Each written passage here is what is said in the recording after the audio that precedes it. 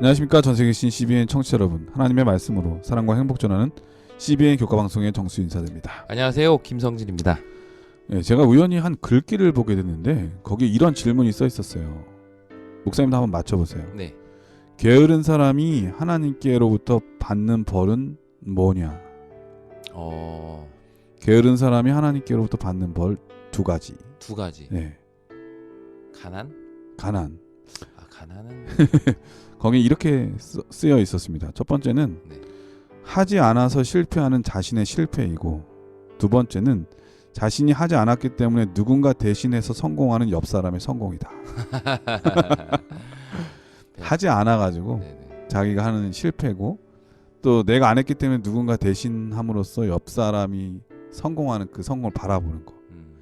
얼마나 안타깝겠습니까? 네. 예, 오늘은 제 교과 11과인데 제목이 그리스도인과 일이라고 하는 제목이에요. 먼저 기억절 말씀을 읽어드리겠습니다. 그러므로 내 사랑하는 형제들아, 견실하며 흔들리지 말고 항상 주의 일에 더욱 힘쓰는 자들이 되라. 이는 너희 수고가 주 안에서 헛되지 않은 줄 알미라. 자, 오늘 제목이 그리스도인과 일이라고 하는 제목인데 어떤 말씀인가요? 네, 일 혹은 노동이라는 것을 생각할 때 우리는 보통 좀 부정적인 느낌을 받죠. 왜냐하면 오늘 대부분의 사람들이 일에 지쳐있기 때문인데요. 열심히 일한 당신 떠나라. 기억나십니까? 네. 무슨 카드였던 것 같은데. 네, 모 회사 카드죠. 네, 카드 광고 카피로 사용될 만큼 혹시 목사님 그래서 떠나는 거 아닙니까? 이 사람들은 일로부터 떠나서 놀고 싶고 쉬고 싶고 아무것도 안 하고 싶어 합니다. 하지만 일에 대한 이런 부정적인 이미지는 죄와 함께 시작됐는데요. 죄의 결과로 인간은 땀을 흘려야 비로소 먹고 살 수 있게 된 것입니다. 하지만 그렇다고 해서 죄가 들어오기 전에는 일이 없었느냐? 그것은 아니죠. 오히려 하나님께서는 아담과 하와에게 일을 맡기셨습니다. 창세기 1장 28절에 보면 그들에게 모든 생물을 다스리는 역할을 주셨고요. 또 2장 15절에는 좀 더 구체적으로 에덴 동산을 경작하고 지키는 일을 맡기셨습니다. 이처럼 일이라는 것은 하나님의 최초의 기획 속에 이미 존재했죠. 다시 말해 일은 단순히 죄의 결과로 주어지는 형벌이 아니라는 겁니다. 그렇다면 우리는 일과 노동에 대해 어떤 태도를 가져야 할까요? 이것이 또한 기독교 교육과 어떤 관련이 있는지 함께 생각해 보도록 하겠습니다. 예, 오늘 교과는 그리스도인과 일에 대한 것인데요. 얼마 전에 뉴스를 보니까는 한 50대 남자가 경찰서에 찾아와서 네. 감옥에 보내달라고 아, 얘기를 한 겁니다. 네. 왜 그러냐 물어봤더니 자기가 50대로서 여지껏 선원으로 살았는데 네. 코로나19 상황에서 이제 실업자가 됐는데 재취업하기가 너무 어려워가지고 그렇죠. 먹고 살기가 힘들어서 네. 감옥에 가고 싶다 이런 이제 얘기를 하러 온 거예요. 사실 사는데 가장 중요한 게 의식주라고 하는데 맞습니다. 감옥은 의식주가 다 해결이 되잖아요. 그래서 그분은 그런 생각을 하셨나 보다. 네, 맞아요. 근데 이 일이 끊긴다는 게 네네. 얼마나 큰 불행인지를 보여주는 단면이거든요. 네. 그러니까 죄 짓기 전에도 일은 있었고 네. 죄 지은 후에도 일은 있었는데 그 일에 대한 태도가 달라진 그렇죠. 거죠. 맞습니다. 자, 오늘은 목사님과 함께 이 일에 대한 우리가 어떤 태도를 가져야 되는지 한번 배워보도록 하겠습니다. 말씀에 앞서 찬미 듣고 시작합니다. 여기는 말씀의 방송 CBN 코리아입니다.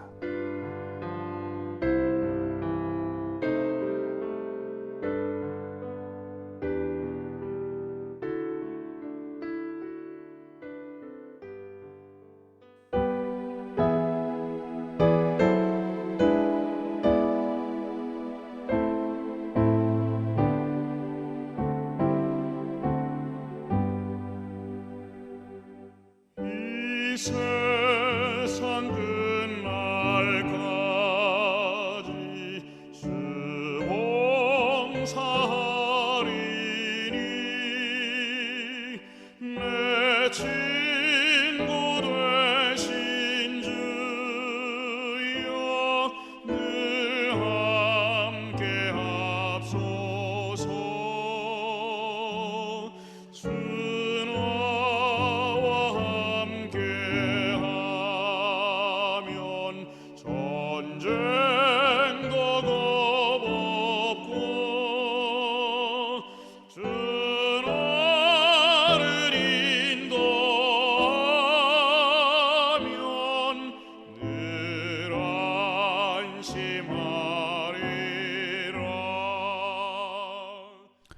예, 참이 잘 들었습니다. 1월 소지는 노동의 여러 측면이라고 하는 제목입니다. 어떤 말씀인가요? 네, 보통 당신은 누굽니까?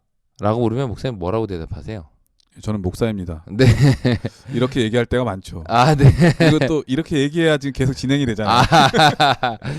네, 뭐 저희가 죄송합니다. 뭐 이렇게 짜고 하는 건 아니지만 보통 이제 당신은 누굽니까?라고 물으면 이제 자기 이름을 말하는 경우도 있지만 대부분 자기가 하는 일, 즉 직업을 이야기하죠. 아까 목사님 말씀하신 대로 뭐 저는 목사입니다라고 대답하기도 하고 뭐 저는 뭐 교사입니다라고 대답을 하기도 하는데요.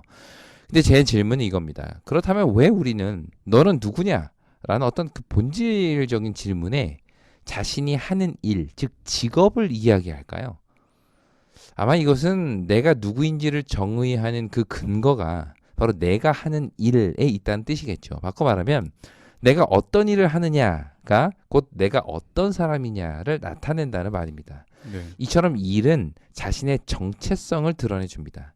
내가 하는 일을 통해 내가 무엇을 좋아하고 어디에 가치를 두느냐가 드러난다는 거죠. 물론 이것은 일의 귀천을 말하는 것은 아닙니다. 수입이 많든 적든 간에 내가 하는 일이 무엇을 추구하는 일인지를 통해 나의 가치관, 나의 정체성을 드러내 준다는 것이죠. 이것이 바로 노동의 첫 번째 측면입니다. 네, 그리고 또 묻는 사람도 네, 저 사람 뭐 하는 사람이야? 네. 누구야? 이렇게 물어보면 네, 그거에 대한 기대를 하고 그렇죠. 물어보거든요. 맞습니다. 뭐 하는 사람인지. 네, 네, 네. 그 사람이 뭐 하는 사람이다라고 대답하면 그런 사람, 그 사람은 이러이러한 사람일 것이다라고 우리가 이제 짐작을 하죠. 네, 저 사람 누구야? 그러면 착한 사람 이렇게 얘기하면 자기가 원한 대답이 아니기 때문에 그렇죠. 또 질문하잖아요. 맞습니다. 두 번째는요, 이 노동의 두 번째 측면은 경제적 수단입니다. 어쩌면 이것은 오늘날 일의 가장 중요한 역할이 아닐까 싶은데요. 사람은 일을 해야 돈을 벌고 돈을 벌어야 살 수 있죠. 그러다 보니 살기 위해 일한다는 것이 일반적인 생각입니다. 그런데 여기서 우리가 고민해야 할 것은요, 이러한 일의 역할이 과연 언제부터 시작됐을까 하는 겁니다. 우리 서두에도 말씀드렸듯이요, 에덴 동산에 이미 아담과 하와에게 일이 주어졌습니다. 네. 창세기 2장 15절에 보면 에덴 동산을 경작하고 지키는 것이 그들의 일이었는데요. 여기 경작하다라고 번역된 히브리어가 아바드라는 단어인데 그 뜻이 바로 일하다 혹은 섬기다라는 뜻을 가지고 있습니다. 지난 교과에 비슷한 이름 있지 않았습니까? 아마드? 아바드? 아바드는 지금 경작하다는 뜻이고 아마드 있었잖아요. 아마드가 있었습니까? 지난 교과 시간에 아름답다. 하마드 하마드군요. 네. 네, 연관돼서 한번 여쭤봤어요. 기억력이 좋으시네. 지난주 거를 또 이렇게 기억하시고. 네, 우리 청취자분들도 아마 비슷한 이름이 나왔는데 뭐더라 이게 한번 생각할 것 같아서 네네네. 제가 한번 알고 있지만 틀리게 얘기한 거예요. 그럼요. 역시 네. 목사님 감사합니다. 죄송합니다. 제가 거짓말했네요. 또 이 아바드라는 단어가 특히 이 레위인들이요 성전에서 하나님을 섬길 때 사용하는 단어이기도 해요.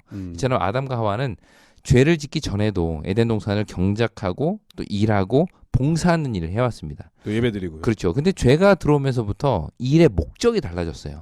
창세기 3장 17절에 보면 너는 내 평생에 수고하여야 그 소산을 먹으리라 이렇게 되어 있습니다. 여기 수고라는 것의 이유는 살기 위한 것이 되어버린 거예요. 네. 수고해야 먹을 수 있고 수고해야 살 수 있게 된 것이죠. 게으르면 못 먹고 사는 거죠.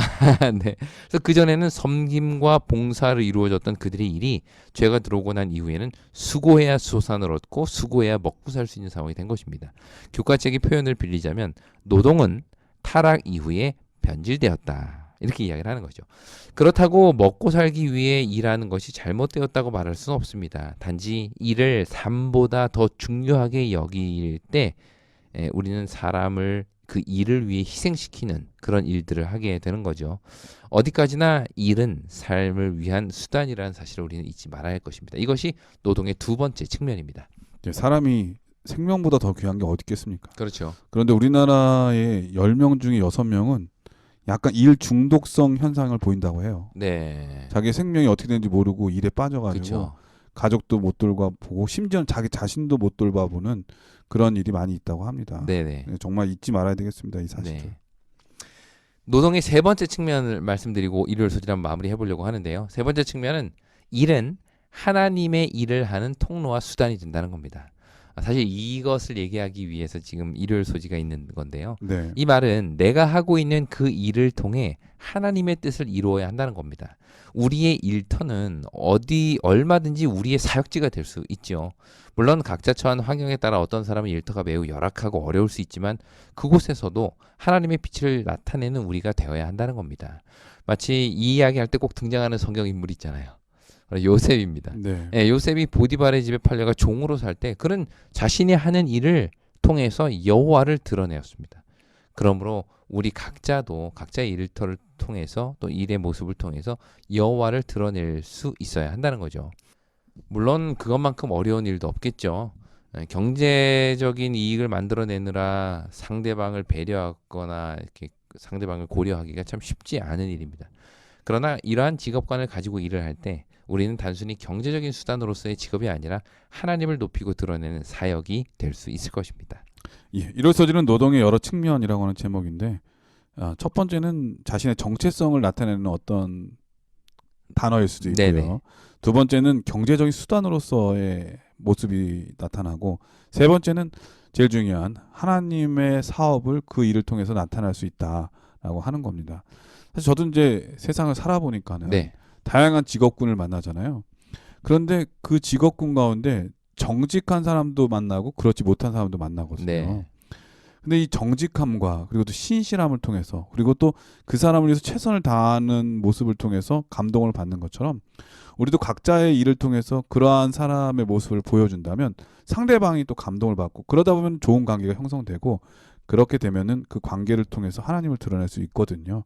이러한 직업의식, 이러한 노동에 대한 가치를 갖고 있는 그런 그리스도인이 돼야 되겠다는 생각이 듭니다. 자, 월요일 서지는 일과 양육이라고 하는 제목인데요. 어떤 말씀인가요? 네, 성경에 보면 손이라는 표현이 자주 나옵니다. 손. 그러니까 네. 손을 히브리어로 야드라고 하는데요. 이것은 사람의 손을 가리키기도 하지만 동시에 어떤 권위나 능력, 또 힘, 소유 이런 것을 의미하는 단어로도 사용이 됩니다. 네, 그 서방 사람들은 네. 그 거리를 잴 때도 되게 성서적이네요. 우리나라 사람들은 미터를 재는데 네네. 외국 사람들은 야드로 재잖아요. 아, 히브리 정신이 있네요. 손. 네. 아, 몇 야드 할 때 네네. 항상 히브리 말로 하네. 네, 그러네요. 그 야드하고 같은 건 아니죠? 같은 건 아닌 거 아시죠? 네. 예, 그런데 많은 경우에 이 손이라는 것이요 사람의 노동을 가리키는 관용적 표현으로도 사용이 됩니다. 예를 들어서 신명기 16장 15절에 내 손으로 행한 모든 일에 복을 주실 것이다 라고 말씀하셨고요. 또 잠언 21장 25절에 보면 자기의 손으로 일하기를 싫어하는 사람에 대한 권면이 나옵니다. 이처럼 손은 그가 하는 일이나 그 일에 합당한 능력과 권위를 나타내는 표현으로 성경에 등장합니다. 그런데 이 월요일 소지에서 말하고 싶은 거는요. 손으로 하는 그 일을 통해 무엇을 이룰 것인가 하는 것입니다. 일요일 소지에서도 잠깐 말씀드렸듯이 일을 통해 돈을 버는 것이 목적인가 아니면 다른 목적을 가져야 할까. 여기서는 크게 두 가지를 이야기하는데요. 첫째는 손의 일을 통한 성취감. 네. 일을 한 사람 본인이 느끼는 성취감이고요. 둘째는 그 일을 통해서 타인을 위한 봉사를 하게 된다. 이 두 가지 측면을 이야기하고 있습니다. 사실 직업을 고를 때도 이 네. 두 가지가 매우 중요한 것 그렇죠. 같아요. 네. 이거를 통해서 자기가 보람도 느끼고 성취감도 느끼게 될 뿐만 아니라 네. 이 일을 통해서 다른 사람에게도 기쁨을 주고 또 봉사할 수 있는 기회가 돼야 되거든요. 맞죠. 네. 이 두 가지가 직업 선택의 중요한 기준이 되는데요. 음. 하나님께서는 우리에게 손으로 하는 일을 통해 먼저는 이 성취감과 기쁨을 얻게 하셨습니다. 잠언에 보면 이런 말씀이 있어요. 잠언 10장 4절입니다. 손을 게으르게 놀리는 자는 가난하게 되고 손이 부지런한 자는 부하게 되느니라. 예, 잠언은 손의 게으름과 손의 부지런함을 이야기하면서 그 결과로 나타나는 가난과 부, 이 두 가지를 서로 대조하고 있죠. 이것은 단순히 가난을 정죄하고 부함을 칭찬하는 것이라기보다는 성실한 일의 결과로 오는 기쁨과 성취감, 그것에 대한 표현으로 생각하는 것이 합당하다고 봅니다. 사실 오늘날과 같이 제도적으로 빈익빈 부익부가 점점 더 심해지는 사회 속에서 가난을 단순히 개인의 게으름의 결과라고 치부할 수는 없습니다. 네. 네가 가난하기 때문에 게으르기 때문에 가난한 거야 라고만 말할 수 없다는 거죠. 이게 모든 사람들이 다 똑같이 네, 이 세상의 지구가 다 과일이 있는데 네, 누구든지 다 따서 먹어야 된다면 이게 맞아요. 네. 그런데 모든 직업군이 다 똑같지 않잖아요. 그렇죠. 사회적 맞습니다. 제도도 그렇고요. 출발점도 다르고요. 맞습니다. 하지만 오해하지 말아야 될 것은 본문은 가난한 자는 게으른 자다라고 라는 말이 아니라 게으른 자는 가난하게 된다라는 말입니다. 그러니까 물론 게으른 자라 하더라도 부모님으로부터 물려받은 재산이 많은 사람은 얼마든지 부하게 살 수 있지만 네, 또 부지런했는데 가난한 사람도 세상에 많으니까. 그러니까요, 맞아요. 하지만 여기서는 이제 일을 통해서 얻는 기쁨과 성취감을 지금 이야기하는 것입니다. 그래서 열심히 성실하게 일하면 그에 합당한 기쁨과 성취감을 너희가 누릴 수 있을 것이다라는 말씀을 해주시는 거죠. 두 번째로는 손이 하는 일을 통해서 얻을 수 있는 요소, 바로 타인에게 복이 되는 겁니다. 일단 성경은 열심히 일한 손이 받는 복은 하나님께서 주시는 것이다 라고 말합니다. 그렇다면 그렇게 받은 복을 우리는 어떻게 해야 할까요? 성경은 내가 받은 복을 타인에게 나누며 살 것을 제안합니다. 이 개념이 가장 잘 나타나 있는 제도가 바로 11조겠죠. 11조는 수입의 10분의 1을 하나님께 드리는 제도인데요. 여기서 말하는 수입이란 분명히 각자의 손으로 열심히 일한 결과를 의미합니다. 하지만 이것이 단순히 자신의 노동의 결과가 아니라 하나님께서 주신 것임을 고백하는 것, 그게 11조인데요. 안 그래도 오늘 이렇게 아이들하고 오늘 아침에 예배를 드리면서 네. 그런 얘기를 했어요. 하나님의 것을 잘 구분하고 드리고 그것을 감사할 줄 알아야 된다. 그래서 우리가 받은 모든 것도 다 하나님의 것이다라고 했더니 저희 아들이 그거는 하나님의 것이 아니라는 거예요. 그래서, 내가 열심히 일했는데. 그래서 야 아니다. 너가 열심히 일해서 얻은 거지만 결국 하나님께서 너에게 주신 것이지 않느냐. 그랬더니 아이가 하는 얘기가 그래요. 하나님이 나에게 줬잖아요. 그러면 이제 내 거죠. 이런 얘기를 합니다. 사실 청지기 얘기하면서 그 얘기를 했는데 그래서 야 중요한 건 청지기는 그것이 자기 거로 소유하는 사람이 아니라 맡아서 관리하는 사람인 거야. 너는 그것을 관리하는 사람이야. 라는 이야기를 한 게 기억이 문득이 납니다. 아 귀엽네요. 애들 입장에서 충분히 그렇게 얘기할 수 있어요. 네, 이게 애들이니까 귀여운데 좀 더 크면 어찌 될지 모르겠습니다. 사실은 엊그저께 이제 우리 딸한테 네, 팀원이 충전하라고 버스 네네, 10,000원을 줬는데 애가 네. 거기서 9,000원만 하고 네. 1,200원을 음료수를 샀어요. 이거 목사님 어릴 때 주로 하시던 일 아닙니까? 어떻게 이렇게 꼭 닮았는지 모르겠어요. 1+1이라고 하면서 음료수 2개 샀는데 예. 2개니까 네. 하나 내가 먹겠다 그랬어요. 네네. 아빠가 준 돈으로 샀으니까. 그렇죠. 그랬더니 우리 딸이 하는 얘기가 아빠는 이미 줬잖아요.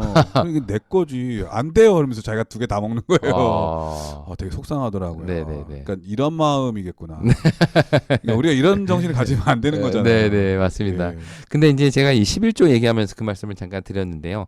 우리가 수입의 10분의 1을 하나님께 드리는 11조도 있지만 3년마다 한 번씩 드리는 특별 11조가 있다고 성경은 이야기를 합니다. 그 내용이 신명기 26장 12절인데요. 셋째 해 곧 11조를 드리는 해에 내 모든 소산의 11조 내기를 마친 후에 그것을 레위인과 객과 고아와 과부에게 주어 내 성읍 안에서 먹고 배부르게 하라. 네, 여기 보면 매 3년에 한 번씩 가난한 자들을 위해 특별한 11조를 바쳐라라고 말씀하셨습니다. 이것은 늘 드리는 레위인들을 위한 11조를 드린 이후에 다시 구분하여 드리기 때문에 이걸 제2의 11조라고도 부르는데요. 하나님께서 이것을 요구하시는 이유는 백성들의 손으로 한 그 모든 일이 타인에게도 복이 될 수 있도록 하기 위함인 것입니다.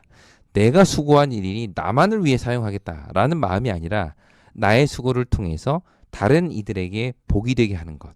이것이 바로 손의 일을 통해 하나님께서 이루고자 하시는 것이죠. 다시 정리하면 손의 일, 우리의 손으로 하는 일은 두 가지를 이룹니다. 첫째는 그 일을 통해서 일을 하는 본인이 누리는 성취감과 기쁨이고요. 둘째는 그 일을 통해서 나의 일을 통해 주변 사람들에게 복을 나누어 주는 일이겠죠. 이 두 가지가 균형 있게 이루어질 때 우리는 우리의 일, 우리의 직업, 우리 손의 사업을 통해서 삶의 기쁨과 의미를 누리게 될 것입니다. 예, 월요일 소주는 일과 양육이라고 하는 제목이었는데요. 이런 마음이 있다면 일하면서도 행복할 것 같은 생각이 듭니다. 네네네. 그리고 또 보람도 그렇죠. 느끼게 되고요. 맞아요. 사실 제가 한 일의 결과로 누군가가 되게 기뻐하고 즐거워하고 행복하는 거, 그거 보는 것만큼 또 큰 보람도 없거든요. 맞습니다. 그래서 성경에 보면은 농사 짓는 사람들에 대한 얘기가 많이 나오는데 네네. 곡식 거둘 때 너무 인색하게 그냥 싸그리 다 그렇죠. 떨어진 것까지 다 줍지 말라고 돼 있잖아요. 맞아요. 왜냐하면 그걸 통해서 누군가 또 줍는 사람이 있어서 네. 그 사람도 그걸로 먹고 살아야 되는 게 있으니까 네. 세상은 혼자 살 수 없거든요. 나만 잘 먹고 잘 살려고 하는 욕심은 제일 나쁜 욕심인 것 같아요. 세상에 제일 나쁜 사람이 나뿐인 사람이라고 하잖아요. 오. 상대방을 배려할 줄 아는 마음. 그게 바로 일과 양육에서 배워야 될 제목이 아닌가 그런 생각이 듭니다. 화요일 소지는 일과 탁월성이라고 하는 제목인데요. 어떤 말씀인가요? 네, 목사님 하나님이 운영하시는 공장이 있다고 한번 상상해 보세요. 네, 그분은 상품의 질을 중요하게 생각할까요? 아니면 일하는 사람들을 생각해서 그냥 대충 만들어도 넘어갈까요?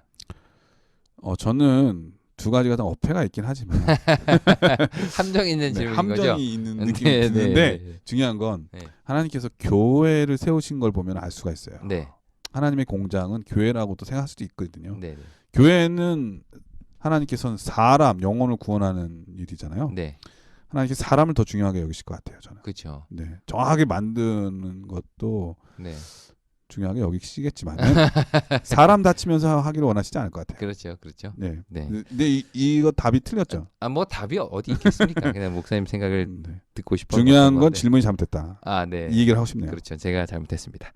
자, 우리는 여기 출애굽기 25장에 나오는 성소 이야기를 통해서 하나님께서 어떻게 일하시는 분인지에 대한 예를 보게 되는데요. 출애굽기 25장 10절로 14절 말씀 보시겠습니다. 그들은 조각목으로 궤를 짜되 길이는 2규빗 반, 너비는 1규빗 반, 높이는 1규빗 반이 되게 하고 너는 순금으로 그것을 싸되 그 안팎을 싸고 위쪽 가장자리로 돌아가며 금태를 두르고 금고리 넷을 부어 만들어 그 네 발에 달되 이쪽에 2고리 저쪽에 2고리를 달며 조각목으로 채를 만들어 금으로 싸고 그 채를 궤 양쪽 고리에 꿰어서 궤를 매게 하며. 네, 여기 보면 궤를 만드는 하나님의 어떤 지침이 나오는데요. 정말 그 내용이 구체적입니다. 네. 크기는 어떻게 해야 하고 재료는 뭐로 해야 되고 고리는 어떻게 만들고 또 어디에 붙이고 이런 세세한 부분까지 자세하게 기록을 하고 있는데요. 이런 모든 지시사항이 무려 150개가 넘어요. 이걸 통해서 하나님은 어떤 일들을 하실 때 그냥 대충 야 그냥 네 알아서 만들어라 그냥 좋아 잘해 네. 너무 크지 않게 적당히 어지간하게 이렇게 하시는 분이 아니라는 거죠. 그냥 좋은 게 좋은 거다라는 식으로 어물쩍 넘어가는 것이 아니라 분명하고 확실하게 지시하시고 일을 맡기시는 분임을 이런 아주 구체적인 지시사항을 통해서 우리가 좀 알 수 있지 않을까. 신약성에 보면은 적당히 하라는 말이 또 있어가지고. 네. 근데 그 적당히를 오해하면 안 된다는 그렇죠, 거. 그 그렇죠. 적당히라는 뜻은 네. 질서대로라고 네. 하는 뜻이 있거든요. 네. 정확하다는 뜻이 있는 거죠. 사실 그 질서는. 적당하다는 말처럼 어려운 말이 없어요. 예전에 네. 저 이제 제가 이모님 댁에서 좀 산 적이 있는데 네. 이모님께서 자주 쓰시는 표현이 적당입니다. 그래서 뭐 요리를 저보고 이렇게 할 때 그 적당히 이렇게 넣으라는 거예요. 뭐 네. 재료를. 네. 그래서 제가 넣었는데 와서 보시고는 왜 이렇게 많이 넣나는 거예요. 그래서 네. 이게 적당히 넣은 건데요. 이게 어떻게 적당하냐. 적당한 것도 어지간히 적당해야지. 그 적당히 이거 어지간히 적당한 것도 이게. 어지간히가 제일 애매한 거고 네. 적당이라는 뜻은 딱 알맞게 이런 뜻이 또 담고 있잖아요. 근데 기준이 다 다르니까 사람마다. 그러니까요. 이 사람이 생각하는 적당한 거. 그 말하는 사람이 딱 알맞게 해야죠. 그러니까요. 그게 잘못했네. 잘못했죠. 네. 그런데 하나님께서는 그런 오해를 전혀 갖지 않도록 예, 정확히 맞습니다. 길이는 2규빗 반, 너비는 1규빗 반, 높이는 1규빗 반.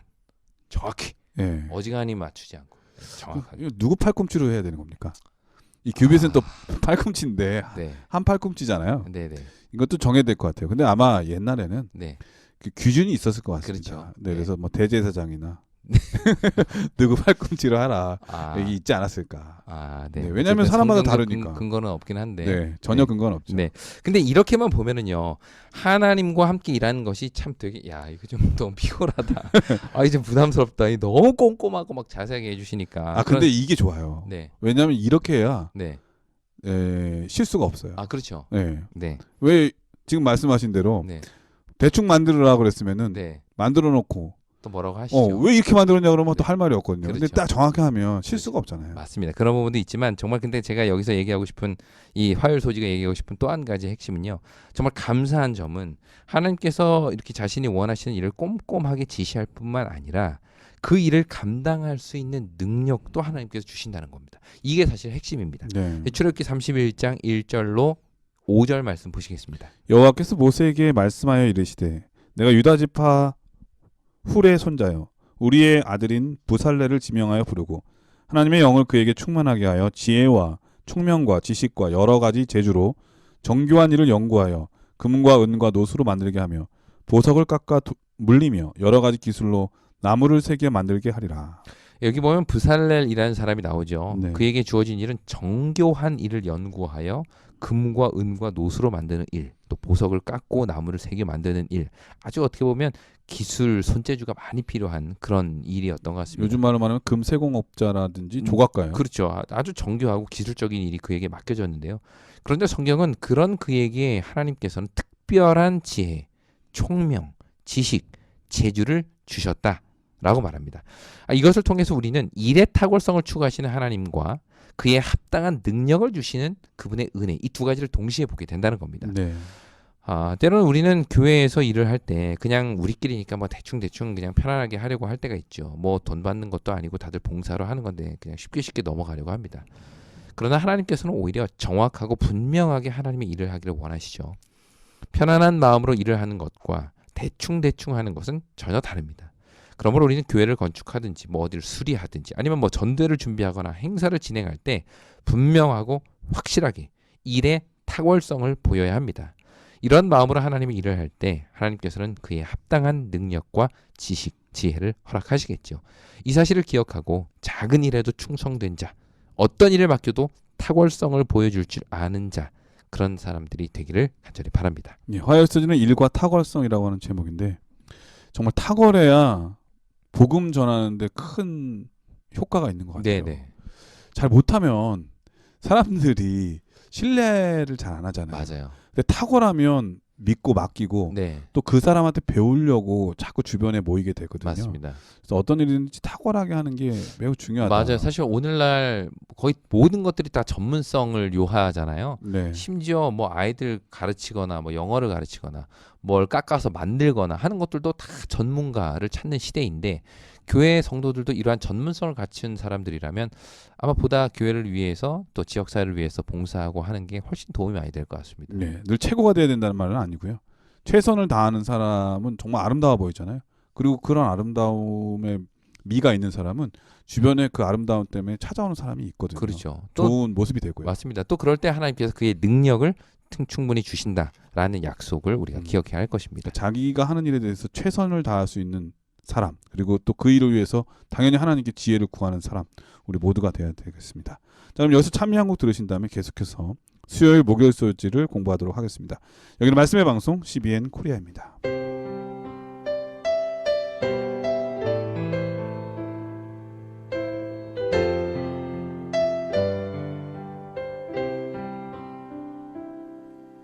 주님 다시 오실 때까지 나는 이 길을 가리라. 좁은 문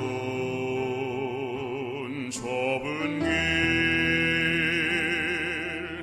나의 십자가 지고 나의 가는 이 길 끝에서 나는 주님을 보리라. 영광의 내 주님 나를 맞아주시리. 주님 다시 오실 때까지 나는 일어나 달려가리라. 주의 영광 온 땅 덮을 때 나는 일어나 노래하리. 내 사모하는 주님 온 세상 굳으시라. 내 사모하는 주님 영광의 왕이시라. 예, 수요일 소지는 일과 영성이라고 하는 제목입니다. 어떤 말씀인가요? 영성이라는 것은 일반적으로 중세 수도원 운동의 그 뿌리를 두고 있다고 이야기를 해요. 명상과 수도의 삶을 통해서 이 세상과 단절돼 속세를 버리고 영적인 것을 추구하는 것. 이게 이제 흔히 영성이라고 부르는데요. 그런데 종교개혁 이후의 개신교에서는 영성이라는 개념보다는 경건이라는 개념을 좀 더 선호합니다. 이 둘은 개념상 공통점을 가지고 있지만 분명한 차이점도 있어요. 가장 대표적인 차이점이 있다면 가톨릭의 영성은 세상과 떨어져서 사는 삶을 구현하지만 이 개신교의 경건은 삶 속에서 세상 속에서 거룩한 능력을 나타내서 보이는 삶, 그게 바로 경건입니다. 그런 의미에서 일과 영성이라는 말보다는 일과 경건이라는 말이 좀 더 잘 어울릴 수 있겠다는 생각은 드는데요. 어쨌든 중요한 것은 성경은 분명히 일상의 삶 속에서의 경건을 요구합니다. 거룩함이란 잠시 교회에 와서 예배드릴 때나 장신구처럼 딱 장착하는 것이 아니라 매일의 삶 속에서 항상 드러내야 하는 삶의 모습이라는 거죠. 특히 우리는 일터에서 만나는 수많은 사람들에게 우리의 말과 행동을 통해서 그리스도를 나타낼 수 있어야 되는 겁니다. 그러니까 경건은 어느 특정한 시간과 장소에만 국한되는 것이 아니라 그리스도인의 모든 시간, 모든 장소에서 나타내야 할 핵심 가치라는 것이죠. 네. 그 사실은 바빠서 기도합니다라고 하는 제목도 있잖아요. 네네네. 어떤 사람이. 그러니까 바빠서라고 하는 게 핑계가 될 수 있지만 네, 바쁘기 때문에 더 기도해야 된다는 생각을 가질 때 그 일상 속에서 경건함이 또 드러날 수 있는 거거든요. 네, 네. 제가 어떤 분을 보고 제가 감동을 받았는데 얼마 네. 전에 짜장면이 너무 먹고 싶은 거예요. 네. 그래서 짜장면 하면 어디입니까? 삼육대 후문 아닙니까? 삼육대 후문에 지금 우리 홍보하시는 겁니까? 지금? 아닙니다. 제가 밝히지 않겠습니다. 네. 저희 성도분께서 운영하시는 그 중국집이 있어요. 아, 네, 네.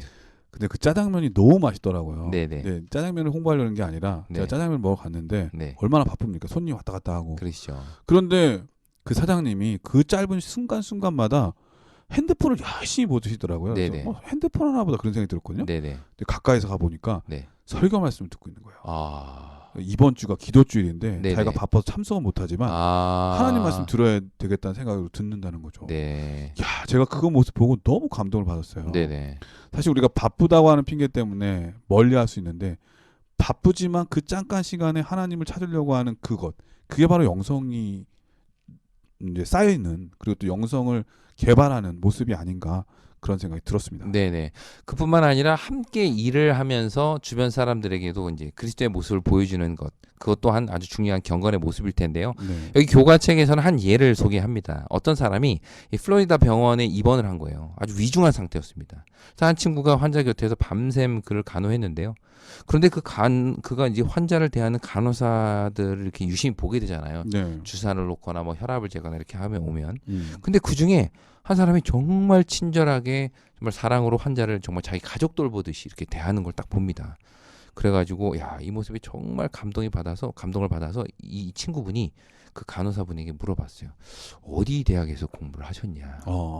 그랬더니 이분이 우리 재림교회 대학인 플로리다 병원 대학에서 교육을 받았다 이렇게 얘기를 한 거예요. 그러니까 플로리다에 우리 재림교회 병원이 있군요.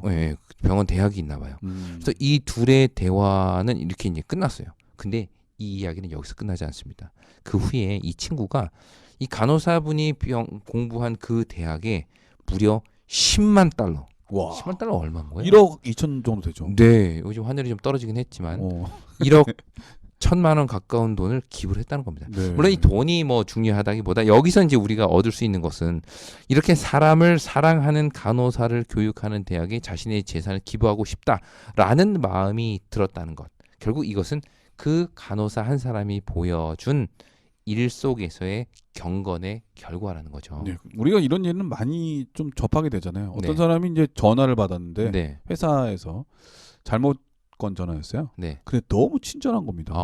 참 잘못된 전화에 친절하게 대하기가 쉽지가 않은데. 그렇죠. 막 짜증낼 만해도 한데 네. 너무 친절하게 얘기해서 이 사람이 너무 호감이 들어서 네. 뭐 하는 회사인가 궁금해서 물어본 거예요. 네. 그러니까 이런 물건 파는 회사라고 해가지고 네. 이 사람이 유통하는 사람이었는데 네. 거기 있는 물건 엄청나게 많이 사줬다는 거 아닙니까? 야, 그러니까 이 직원의 친절한 하나 때문에 네네. 그 회사는 엄청난 이익을 본 거고요. 네. 그 주인은 말이죠. 친절한 사람을 뽑았기 때문에 회사에 엄청난 유익을 준 거죠. 그러네요. 네네.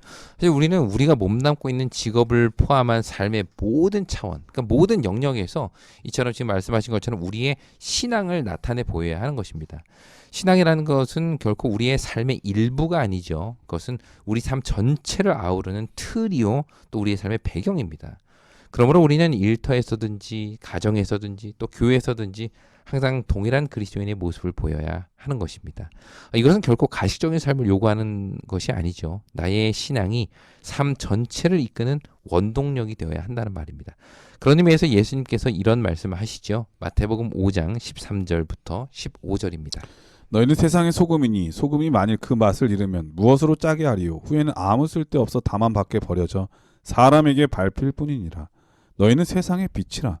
산 위에 있는 동네가 숨겨지지 못할 것이요.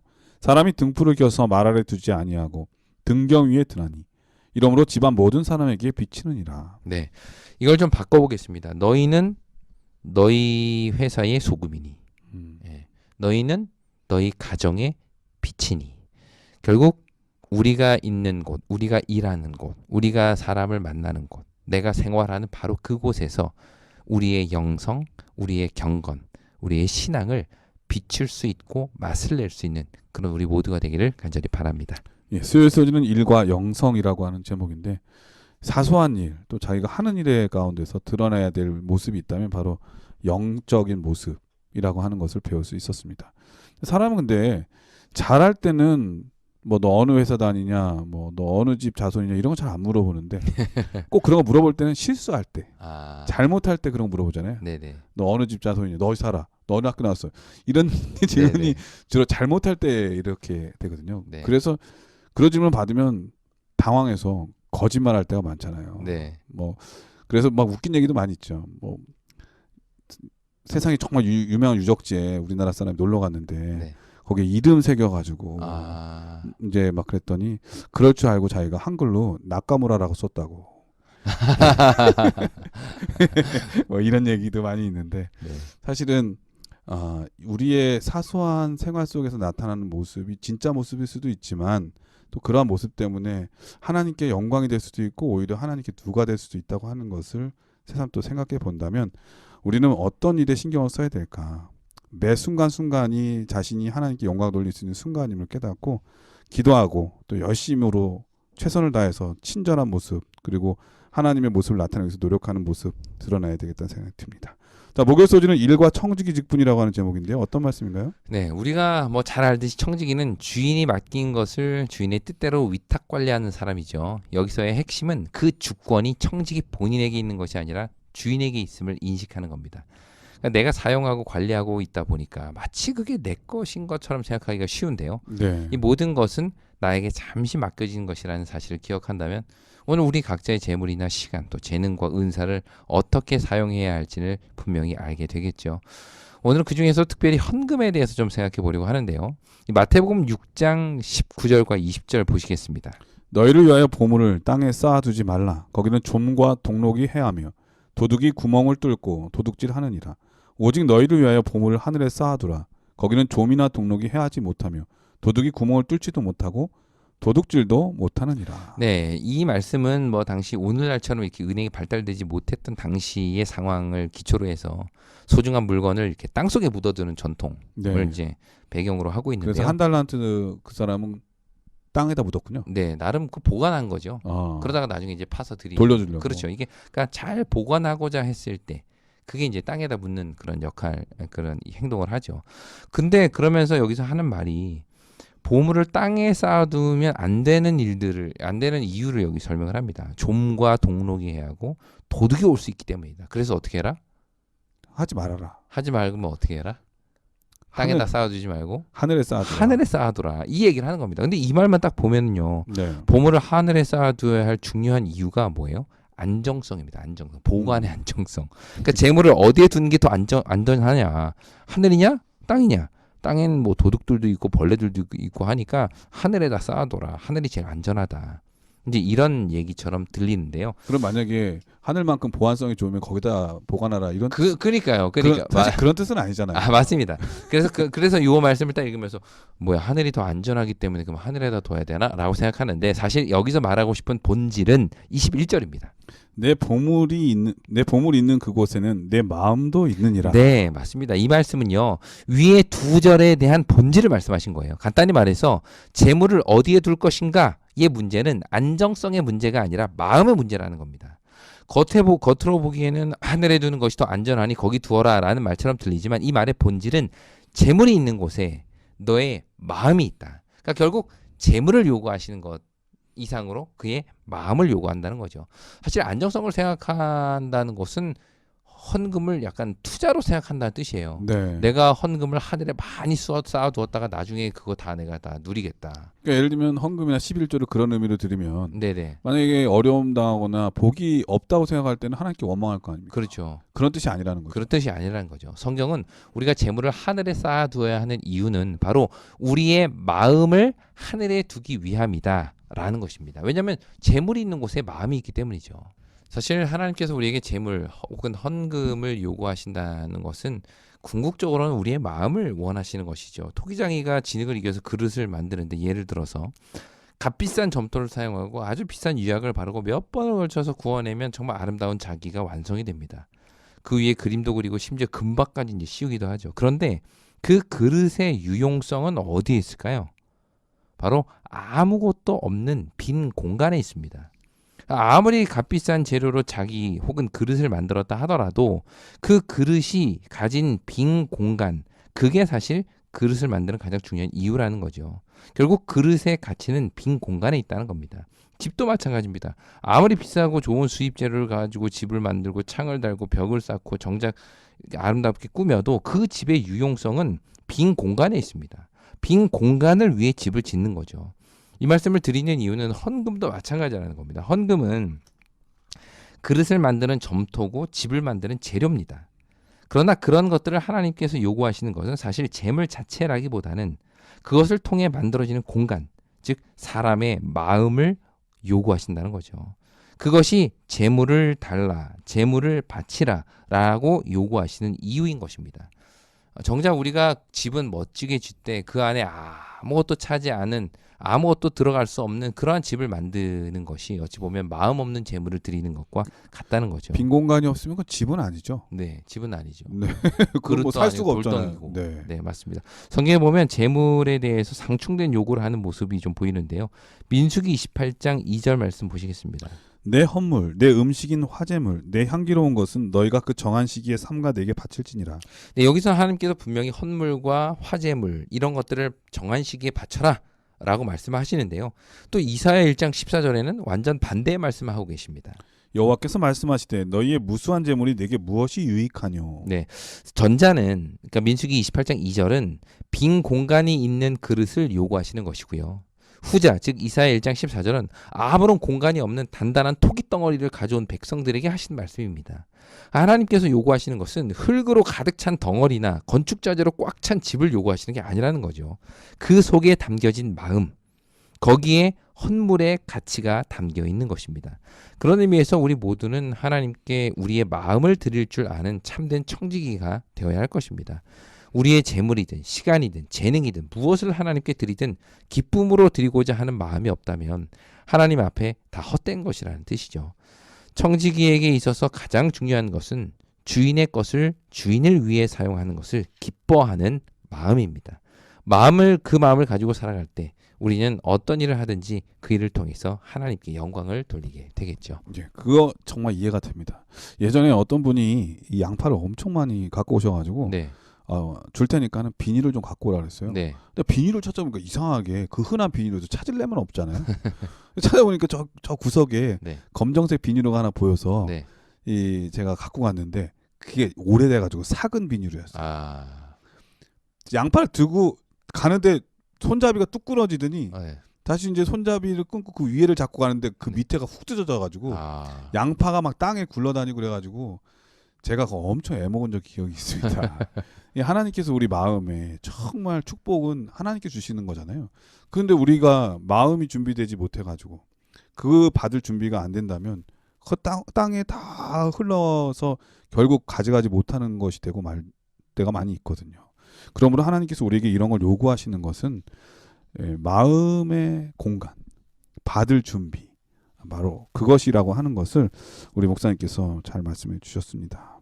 목요서지는 일과 청지기의 직분이라고 하는 제목인데 그 청지기의 직분이라고 하는 것은 하나님께서 우리에게 주시고자 하는 축복을 담아둘 만한 마음의 공간을 준비하라고 하는 것. 그리고 그 마음의 공간이 예쁘면 예쁠수록 더 좋잖아요. 튼튼하고 아름다운 멋진 마음의 공간을 준비하는 우리 모두가 되어야 되겠다는 생각이 들었습니다. 목사님께서 이번 교과를 간략하게 정리해 주시고 기도하고 마치도록 하겠습니다.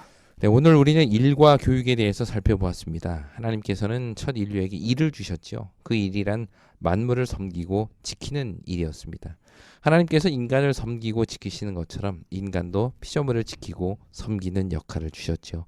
하지만 죄가 들어오면서 일은 고된 노동이 되었고 살기 위해 먹기 위해 땀을 흘려야 하는 상황이 됩니다.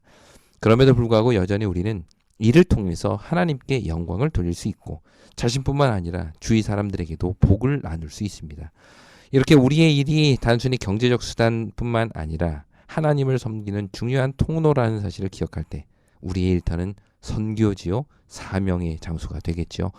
이렇게 일상에서 하나님을 드러내는 선한 청지기가 되어 우리 주님 다시 오실 때 잘했다 착하고 충성된 종아 라는 칭찬을 받는 우리 모두가 되기를 간절히 바랍니다. 네, 목사님의 기도로 교과를 마치도록 하겠습니다. 네, 함께 기도하겠습니다. 하늘에 계신 아버지 하나님, 오늘 우리에게 일에 대해서 다시 한번 생각하게 하시니 감사합니다. 아멘. 사실 여러 가지 세상적인 일들로 지치고 피곤해 있는 저희에게 주님 안에서의 참 쉼을 먼저 허락하시고 하나님과 동행하며 일을 해나가는 기쁨을 허락하여 주시며 우리의 섬김과 봉사를 통해서 자신의 기쁨뿐만 아니라 주변에 있는 많은 이들에게도 복을 나눌 수 있는 저희 모두가 되게 인도하여 주시옵소서. 아멘. 예수님의 이름으로 기도드립니다. 아멘. 네, 전 세계 CBN 청취자 여러분, 여러분에게 좀 양해의 말씀, 안타까운 말씀을 좀 드려야 될 것 같습니다. 지난 13년 동안 처음부터 지금까지 함께 온 우리 김성진 목사님께서 이번에 공부를 하러 가시게 됐어요. 목사님 개인으로는 참 좋은 일인데 우리 청취자분들과 저에게는 좀 아쉬운 그런 일입니다. 네, 공부하러 이제 내년 2021년도에 가시게 되는데 그래서 계속 저희가 교과를 하시기가 어려워서 이제부터는 매기 첫 과만 공부를 병행하시면서 해 주시기로 하셨습니다. 그래서 공부하러 가시기 전에 우리 청취자분들께 인사 말씀과 속죄하세요. 한 말씀 부탁드리겠습니다. 네, 사실 제가 목사님 말씀하셨듯이 제가 처음 목회 나올 때가 기억이 납니다. 2008년. 네, 그때 2기부터 맞습니다. 2기 교과부터 목사님과 함께 그 작은 교회 방에서 이 교과 방송을 시작했던 게 기억이 나는데요. 벌써 13년이라는 긴 세월이 지났습니다. 저 정말 이 방송을 통해서 많은 것을 배웠습니다. 그러니까 어떤 지식적인 배움을 넘어서 하나님에 대해서 또 교회에 대해서 또 성도들에 대해서 또 저 자신에 대해서 많은 것을 깨닫게 해주는 그런 방송이었죠.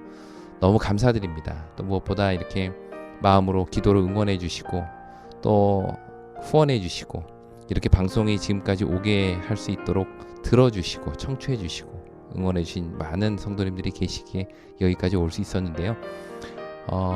목사님 방송 마칠 때 늘 하시는 말씀 있죠? 네, 뭡니까? 보다 좋은 모습으로 다음에 또 찾아뵙겠습니다. 보다 좋은 모습으로 찾아뵙기 위해서 보다 준비된 사람이 되기 위해서 하나님께서 주신 그런 기회라고 생각하고 열심히 공부하고 돌아오겠습니다. 아주 목소리를 못 듣는 건 아니고요. 네. 매기 일과를 같이 하기로 했습니다. 인터넷 상황이 좋기를 바라는 마음으로 멀리 네. 미국에서도 같이 응원하며 또 동참하겠습니다. 그동안 응원 보내주신 응원과 기도 너무 감사드립니다. 사실 어려운 과정이잖아요. 미국 앤드루스로 네네, 가시는 건데 네. 박사 과정이니까 최소 한 5년 정도 공부하시는 걸로 제가 알고 있는데 맞나요? 네, 얼마나 될지는 모르겠네요. 네. 네. 우리 목사님께서 약속을 하셨습니다. 더 좋은 모습으로 찾아뵙겠다고 했으니까 공부 마치고 난 다음에 한국 오신 다음에도 외면하진 않으시겠죠. 그때는 더 좋은 모습으로 진짜 뵐 수 있을 것 같은 생각이 듭니다. 많은 청취자분들께서 우리 목사님께서 공부하는 동안 건강할 수 있도록 도와주시고 낯선 환경에서 공부할 때 지혜 주시도록 여러분들의 뜨거운 기도를 부탁드리겠습니다. 아무쪼록 건강 잘 챙기시고요.